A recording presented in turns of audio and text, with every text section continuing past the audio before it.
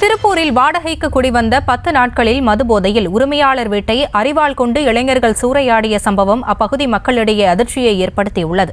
இதுகுறித்த கூடுதல் விவரங்களோடு இணைகிறார் எமது செய்தியாளர் பூபதி விவரங்களை வழங்கலாம். வணக்கம். கொங்கு மெயின் ரோடு அடுத்த ரங்கநாதபுரம் பகுதி அமைந்துள்ளது. இந்த பகுதியில் சேகர் என்பவர் வசித்து வருகிறார் சுமார் 50 ஆண்டுகளாக. இவர் அவருடைய வீட்டில் 4 லைன் வீடுகள் இருக்கும் சூழ்நிலையில் 2 வீடுகளை இவர் பயன்படுத்தி வரும் நிலையில் மீதமுள்ள 2 வீடுகளை வாடகைக்கு விட்டு அதன் மூலம் தன்னுடைய வாழ்வாதாரத்தை பார்த்து வரும் சூழ்நிலையில் வாடகைக்கு இருப்பவர்களுக்கு இடையே சிறிய வாய் தகராறு ஏற்பட்டதாக கூறப்படுகிறது கடந்த வாரங்களில். இதை ஒருதலை பட்சமாக வீட்டின் உரிமையாளரான சேகர் செயல்படுவதாக கூறி அதே வீட்டில்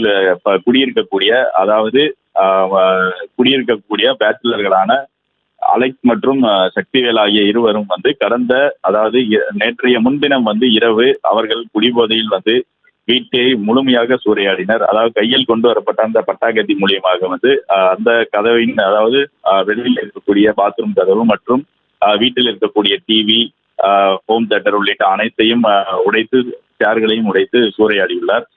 இந்த சம்பவம் தொடர்பாக கண்காணிப்பு கேமரா காட்சிகள் தற்போது வெளியாகியுள்ளன.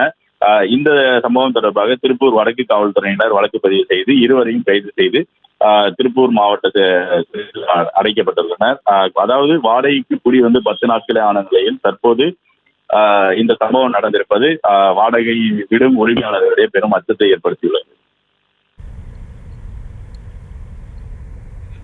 விவரங்களுக்கு நன்றி பூபதி.